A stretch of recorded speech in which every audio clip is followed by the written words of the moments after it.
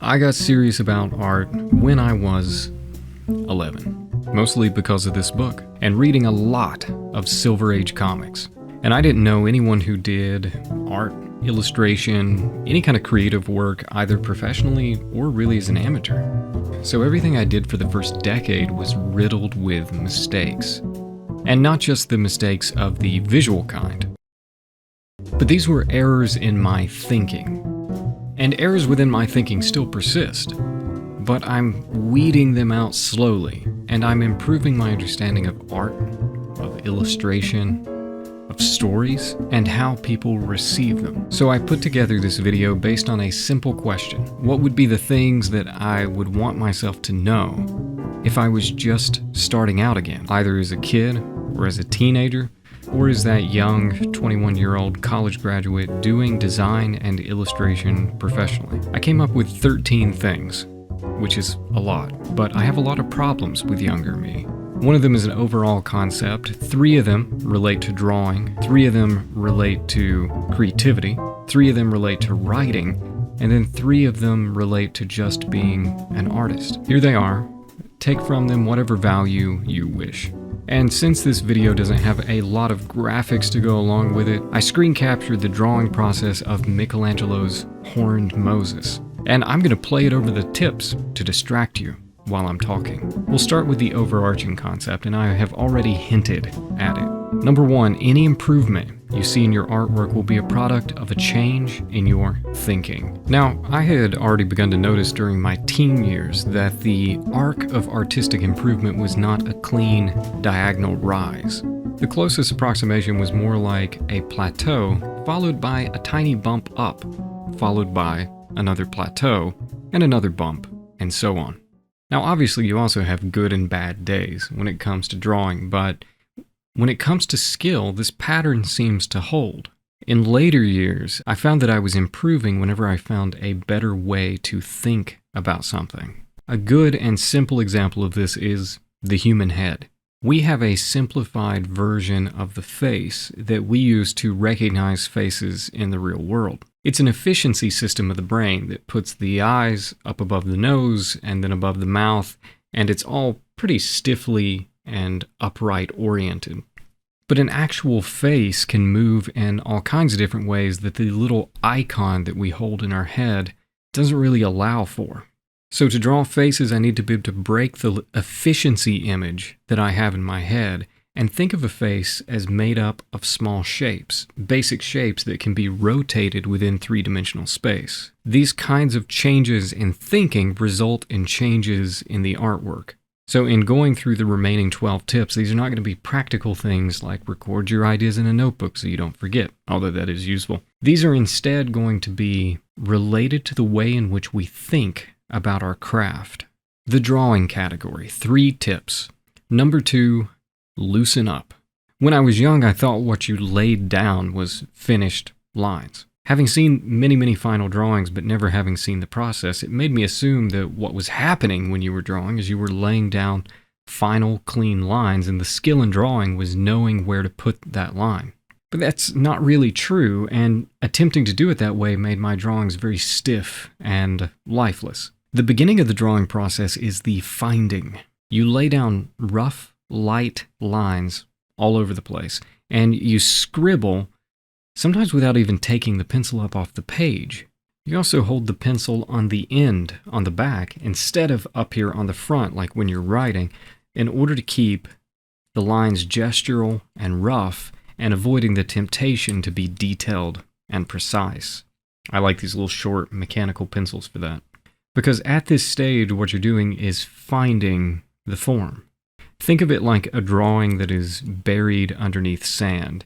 You don't take a tiny little toothbrush to uncover it piece by piece. You need to locate it by getting rid of as much sand as possible, and then the detailed cleanup can be done after you have figured out roughly where your boundaries are. That's really what we're doing when we're drawing. We're scribbling in order to provide a map of possibilities upon which we can find our final lines. So, loosen up. Number 3, draw something and then fix it.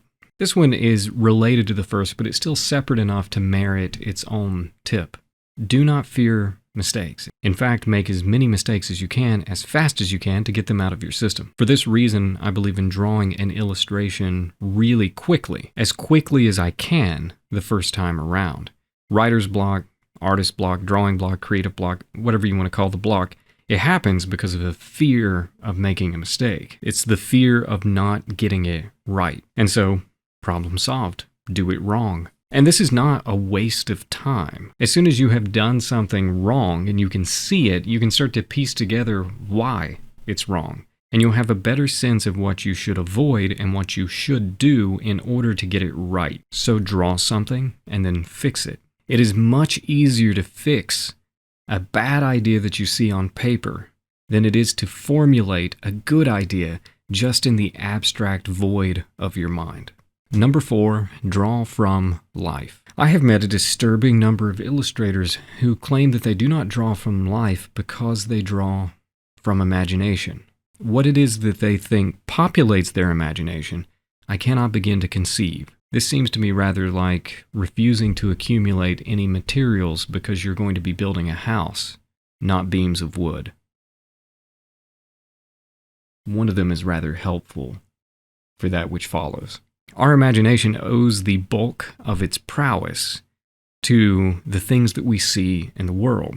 But as has already been mentioned about our brain's efficiency measures, we tend to skirt over the reality that surrounds us. Drawing from life is fundamentally the antithesis of this. It forces you to carefully consider things that your brain instinctively categorizes as mundane. Through drawing from life, you come to understand shape, light, perspective, how objects and shapes relate to each other in reality. By drawing real people, you learn just how non-rigid the human body is. You also learn how emotions translate into body language. I think a lot of artists are tempted to skip the drawing from life because it's really easy to tell when you've done it wrong. And if this is something that you never or rarely do, it is going to look pretty bad for a while. Whereas if I'm drawing from imagination, I have no real basis of comparison. And that gives me the opportunity to chalk it up to a deliberate design choice. The classic safety phrase for any artist is, yeah, that's what I was going for. But see, I have a solution to this. Draw from life every day.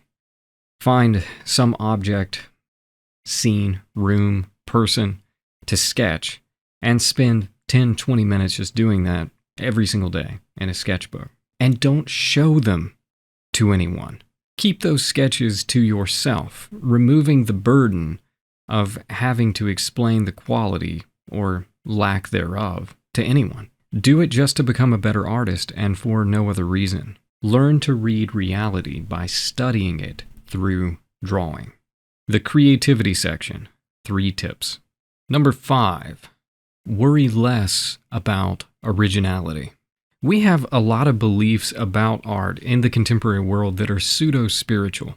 One of them is that all art is supposed to be a totally individual creative vision by a person. And so your approach to things has to be entirely unique. You have to possess this unique creative voice that no one else has, or else your work is derivative. This is a myth. For one, a unique artistic voice is not something that a person is born with. Talent is really an overstated variable within the field of creativity, as talent is really just how quickly you adapt to something. That's quite useful, but it can actually backfire on you as well. I've had a host of students over the last decade that anyone would call talented, but many of them struggled to do any kind of project and style or creative task in general that they were not easily good at. It seemed like they were afraid that the struggle debunked their talent, which inherently was supposed to be something that they were born with. And so they would curl up where they were comfortable, pushing any project towards the kind of work for which they had already been complimented many times. Likewise, I have had many students with no real talent at all, people whose aptitude for art was essentially none. Every increase in skill that they attained was done through pain and suffering. But some of them were willing to make that difficult journey. And so this repeated experience has led me to believe that an aptitude for art or talent is useful, but a must-have is humility. The humility represents the willingness to recognize that you're doing something wrong and to accept a different or better way of doing it. If you pair that with talent, that is a truly formidable force. But even if you don't have that aptitude, you can still take the humility approach. That, by the way, is absolutely something that I have had to do. I learned a long time ago that I only progress through agony, even though it is an agony that I have come to enjoy. So be humble, imitate other artists, and acknowledge that you're imitating them. Give credit where credit is due, and mix the influences of multiple artists, and you'll begin to see a natural style emerge from the confluence of people that you respect and admire. Fear of not being unique stifles you, whereas a willingness to humbly imitate, to take instruction by observing, analyzing other people's work or listening to teachers, etc., then mixing influences together generates the uniqueness that you were looking for to begin with. Number 6, love the process more than the outcome. This one sounds particularly ironic after I just called my process agony. But anyway, we're actually talking about a different process here. Rather than just the process of one's improvement, this is about the simple process of a creative project, from initial idea to final outcome. So I noticed when I was in college that I and many of my creative compatriots were making the same error. We dreamed about the projects that we would do based very heavily on the fanfare that we would receive for having done them. And I think we all do that. We fantasize about going viral, becoming famous, being interviewed on our favorite podcast. We fantasize about being respected and admired. That's human nature 101. I don't think you're ever going to see that part of yourself disappear. That aspect of me certainly has not faded. But if that is why you pursue your craft, then you will never pursue your craft. It does not take long to realize how hard it is to get your work in front of an audience, how hard it is to make money off of it, and how slim the odds are of you ever being catapulted into anything that you could call fame. You really do have to learn to love the process of craft. You have to reach a point where you're not just rushing through it and trying to throw something out there to see if this is the thing that will finally catch on.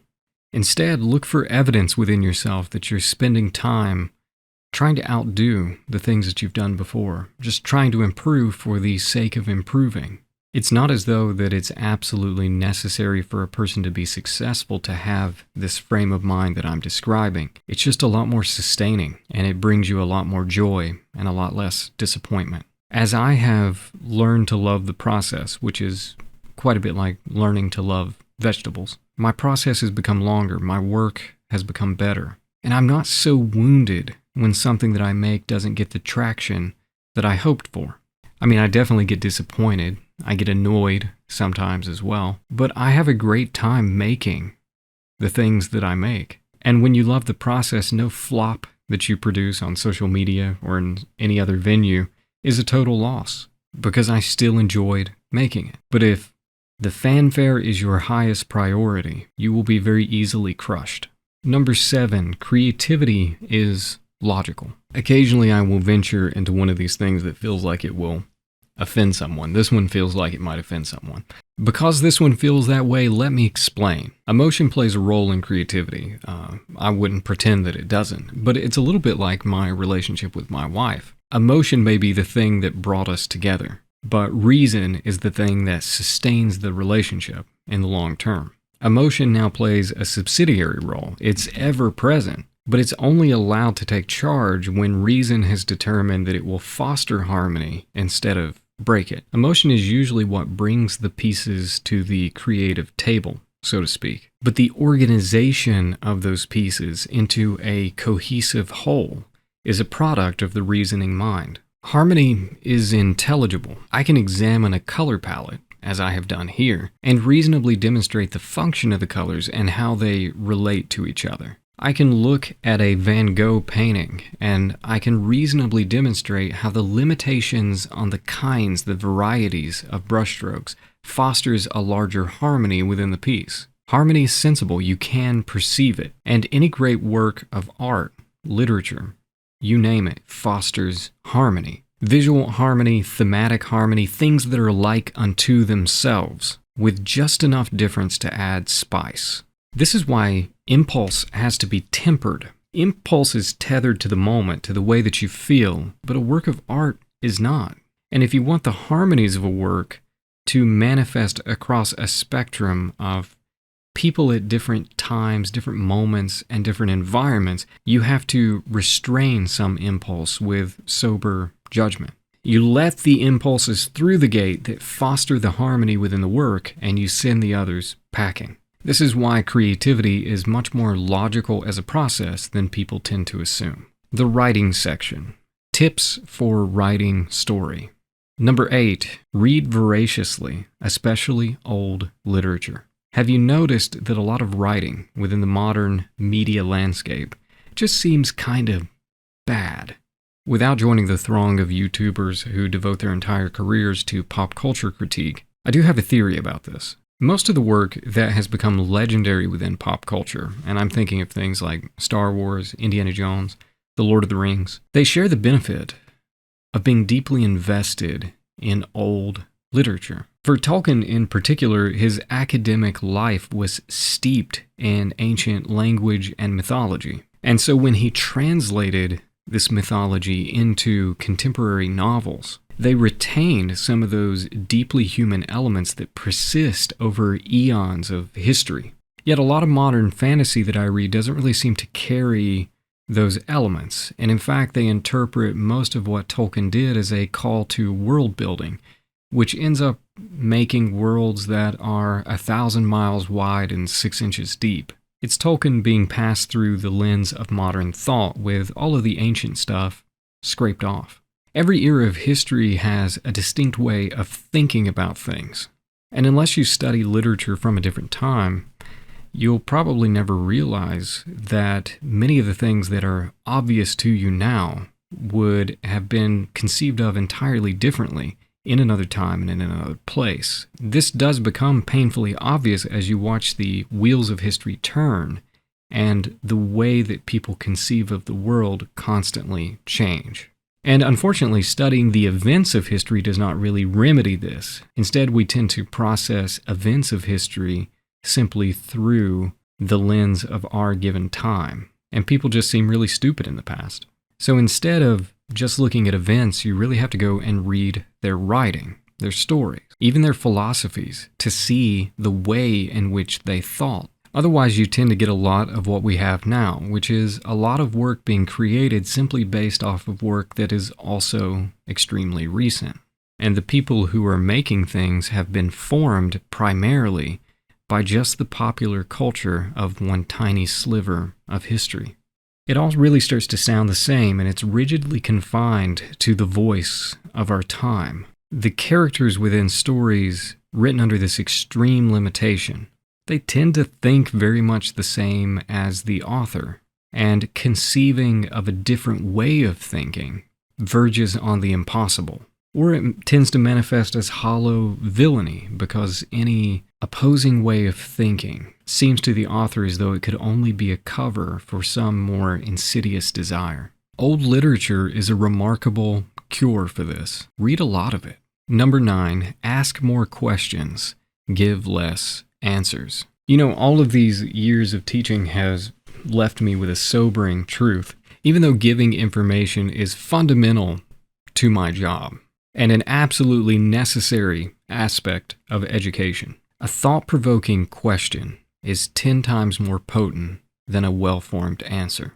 Great questions tend to cause us to mull over ideas, turning them over in our mind in an attempt to understand them. A shared trait of all the great stories that I love is that they tend to hint at big ideas without ever necessarily explicitly stating them. They don't give me the easy way out. This is a remarkably difficult thing to build, but I do believe that the best works of narrative tend to leave you with an overarching question as opposed to an explicit answer. This is a product of careful design, crafting a story that stands on its own in terms of the logical sequence and the entertaining value of it. but it's also steeped in the aroma of questions that emerge from its themes. At some point I will be doing a video on the themes of art and beauty from Junichiro Tanizaki, but in the meantime, here's a quote from him. "In the mansion called literature, I would have the eaves deep and the walls dark, and I would push back into the shadows the things that come forward too clearly. I would strip away the useless decoration.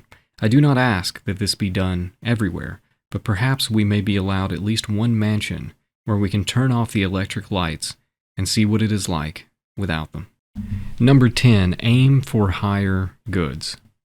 A higher good is a really simple concept. Eating, for example, is good.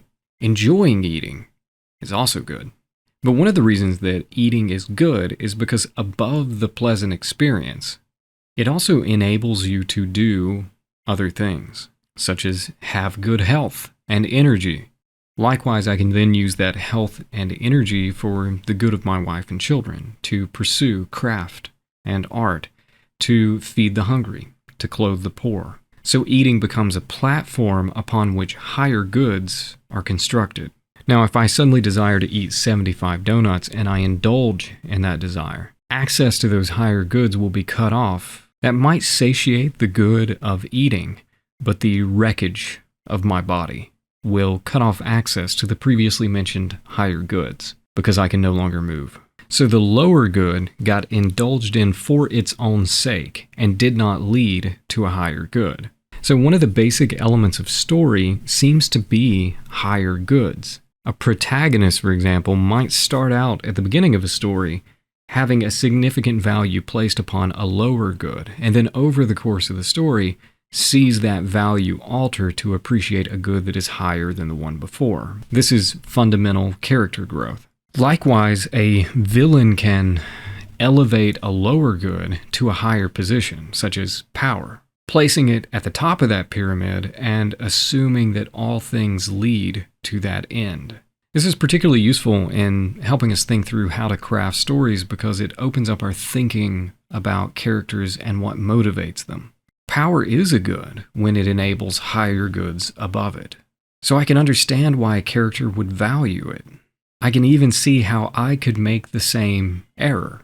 People rarely do evil simply because it's evil. Usually they believe they are fulfilling some kind of good, even if it's fundamentally selfish. I write better when I think of my characters as pursuing and growing in higher goods, or tragically misconstruing and disordering those goods. I write them better because I understand them better. On being an artist, 3 tips. Number 11. The vision you have of an artist is cultural.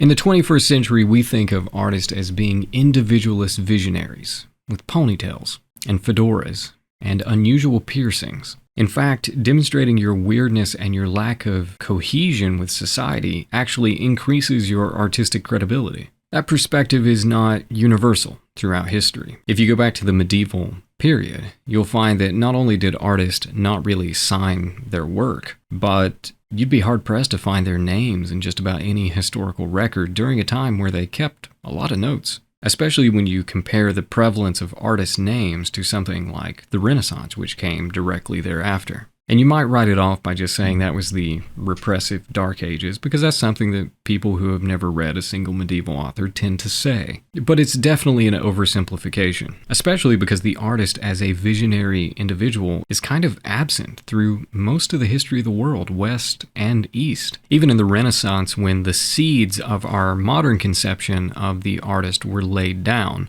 to be harvested later in the late 19th century. Artists like Leon Battista Alberti were writing treatises with strict principles for good painting, like how many figures you should have in a painting, and whether or not lots of sheep and chickens were a good thing. They were.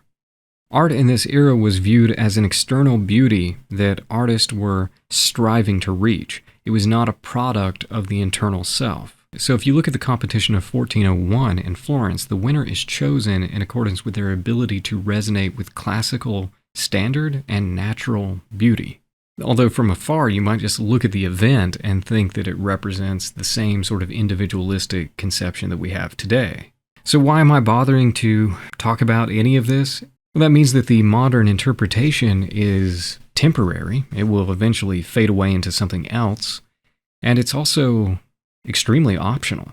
Even though I have certainly benefited from dressing like an Idaho truck driver to teach college courses and explaining it away as just, I'm an art professor, and everybody just accepts it without any further explanation. There's no burden placed upon me or anyone else to conform to the archetype of the individual nonconformist, as ironic and contradictory as that statement is. Art has historically been produced out of curiosity and out of love for things outside of ourselves, not manufactured by the unique qualities of the internal self. So the burden to become a certain type of person is none. The burden to distinguish yourself from the normies is none. Number 12, behind the scenes is messy. I mentioned earlier that art gets a certain pseudo-spiritual regard, and that definitely applies to the manner of its creation. There's a kind of reverence for the creation of art that is interesting, although occasionally unhelpful. The understanding that it's a logical process of trial and error, that pretty much anyone can learn to do it, even if they don't have mastery, they can learn to do it quite well. These help combat that notion. And I've said quite a bit on that already. But art is a lot like a magic trick. It looks really otherworldly when shown in its final form. But if you pull back the curtain, you'll see that it's propped up by perfectly mundane realities. The struggle and effort of art is completely normal. The failure and the ups and the downs are completely normal. Art is a human endeavor, even though it strives to reach up and beyond us. It's still as messy and fraught with compromises as any other thing we do. Think highly of its goals, but understand that the process doesn't really look how you might expect. And if you find yourself thinking it should, you've misunderstood it, and you'll likely be discouraged by it. Number 13, an artist is not a brand. When I was finishing my illustration program in grad school, we were told rather frankly that the market was only working for artists who had developed a brand. And that brand had to have a cohesive look so that clients knew what they were paying for. There's some practical reality at play there that I can definitely respect. There's also a bad way of thinking that can easily emerge from that paradigm without some clarification. For example, art history periods have been steadily reinforced for centuries, and we have a pretty clear trajectory upon which we can track the evolution of one period to another. There's the Byzantine medieval, which gives way to the Renaissance, which gives way to the High Renaissance, which gives way to the Mannerist, which gives way to the Baroque, which gives way to the Rococo, to the Neoclassical, on and on and on. But these categories have some pretty obvious holes in them. We arrange them by time period, but also plenty of stuff created during that time period just doesn't quite mesh with the rest of what's being done. In the very least, they might fit awkwardly within those categories. So the categories of art history are kind of like a helpful fiction. They're like signposts that help us navigate the broader landscape, even if we accept they are flawed and imprecise at describing the truth. These systems of categories, which are called taxonomies, are kind of a modern obsession. It's categories and subcategories of things. We apply them to everything in the modern world, including people who we love to sort in accordance with a metric of identity. But when these concepts are imbibed repeatedly by the broader public, they tend to be taken not as helpful fictions, but as absolute truth. The artist as a brand is a helpful fiction, but it's also one that has gotten treated like the truth. It's really true that there is utility in being consistently recognizable by your work. But it's also true that that's a poor representation of what an artist actually does. And taking it too seriously means that you will find yourself stuck in the same rut of doing the same artwork over and over and over again. Prisoner of the narrow style or method that made you go viral or got you a commission work, etc.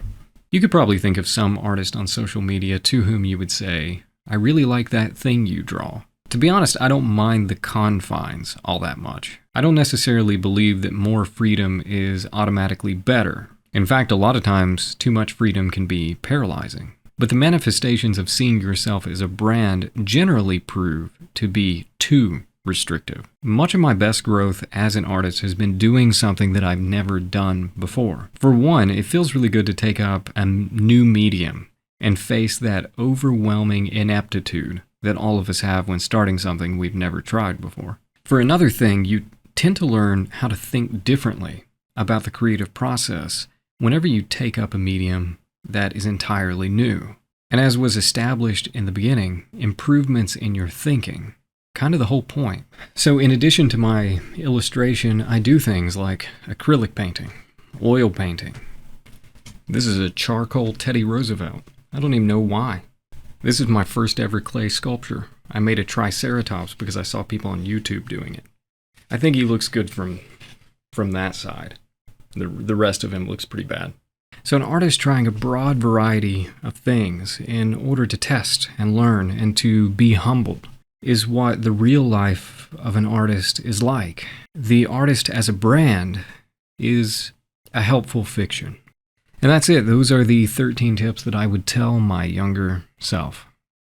What would you tell your younger self earlier in your artistic career? Put it in the comments down below. And like and subscribe. And tickle that little bell if you want to be notified whenever I upload something new. And I'll see you in the next one.